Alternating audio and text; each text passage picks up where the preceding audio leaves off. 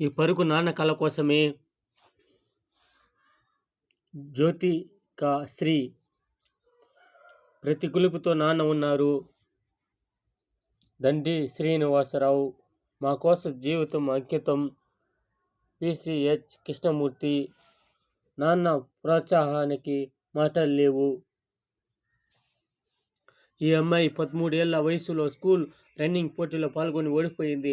ఓడిపోయినా పర్వాలేదు, మళ్ళీ గెలవచ్చా అంటూ భుజాన తట్టారు ఈ అమ్మాయి తండ్రి శ్రీనివాసరావు. ఓడిన ఆ అమ్మాయి ఆగస్టు 9వ తేదీ పారిస్ ఒలింపిక్స్ రన్నింగ్ చేయడానికి రెడీగా ఉంది.